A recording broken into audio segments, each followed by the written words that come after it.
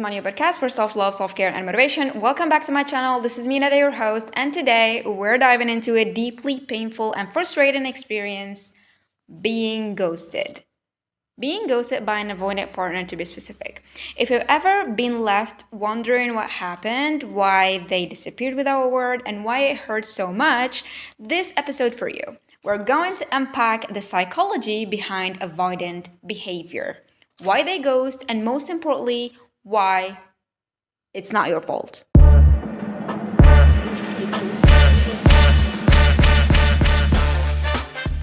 Being ghosted by an avoidant is one of the most painful experiences you can go through.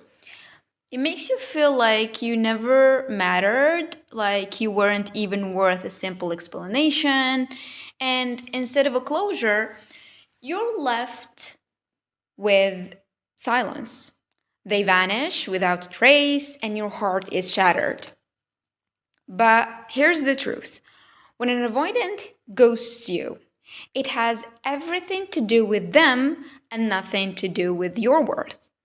Avoidants have a deep-rooted attachment wounds. When their fears are triggered, whether it's fear of abandonment, the fear of engulfment, or the fear of rejection, they shut down. Instead of processing their own emotions, they do something called deactivation. This means they push down their feelings for you, suppress them completely, and retreat into emotional isolation. To understand why they ghost, we need to look at their past. Most avoidants grow up in environments where expressing emotions wasn't safe. They were emotionally neglected by their caretakers, for example, parents. So they learned to suppress their feelings rather than work through them. Over time, this became their default response to stress and emotional closeness. When an avoidant starts to feel emotionally connected in a relationship, it terrifies them. Their instinct is to protect themselves by building walls around their heart. And if a partner starts breaking through that wall, making them feel too much, they panic. Instead of facing their fears, they run. Instead of communicating, they disappear. So this is not because they don't care, it's because they don't know how to handle emotional intimacy. But here's the harsh reality. When an avoidant ghosts you, they aren't thinking about your pain. They aren't considering how much this will hurt you or how much it will damage your self-esteem. They ghost to avoid discomfort, to escape accountability, and to pretend like nothing happened. Again, they pretend. It's an incredibly selfish act because they prioritize their own emotional avoidance over your need for clarity and closure. One of the biggest struggles for avoidance is self-reflection. Taking accountability means facing their emotions, their fears, and their past wounds, things they have spent a lifetime avoiding. And when they ghost, they are choosing avoidance over responsibility. They don't want to deal with the emotions of breakup, they don't want to witness your pain, and they definitely don't want to confront their own behavior. Rather than having a difficult conversation, they just disappear. It's easier for them to pretend the relationship never happened than to acknowledge that they caused you pain. And that's why ghosting is such a cruel act. It leaves the person on the receiving end with with all the unanswered questions and no closure. If you have been ghosted by an avoidant, I want you to hear this loud and clear. This is not your fault. You did not cause them to ghost you. You did not make them disappear.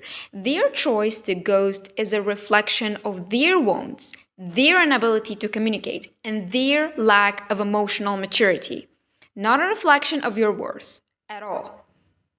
Ghosting is an act of cowardice. It's easier for them to run than to face their emotions or take accountability. But you deserve more than that. You deserve someone who communicates, someone who respects you enough to give you a closure, and someone who doesn't let fear dictate their actions. So, what can you do if you have been ghosted? First of all, don't chase them. The biggest mistake you can make is trying to get an explanation from avoidant who has already disappeared. If they were willing to communicate, they would have done so. The second thing is to remind yourself that it's all about them, not you. Their behavior is a reflection of their attachment wounds. You didn't cause this. Number 3, allow yourself to grieve. Ghosting is a form of abandonment, and it's okay to feel hurt and betrayed. Let yourself process these emotions. Number 4, shift your perspective. Instead of seeing their silence as rejection, see it as a blessing. They showed you who they are, and now you have the opportunity to move on to someone who is emotionally available. Number 5, focus on your healing. Work on strengthening your own self-worth and boundaries so that you don't accept this kind of treatment again. If you have been ghosted by an avoidant, remember, you are still worthy of love, respect, and healthy communication. Their inability to show up for you is not a reflection of your value. It's a sign of where they are in their own healing journey. And I hope this episode brought you some clarity and validation. If this resonates with you, don't forget to subscribe and share this episode with someone who might need to hear it. Until next time, have a nice day.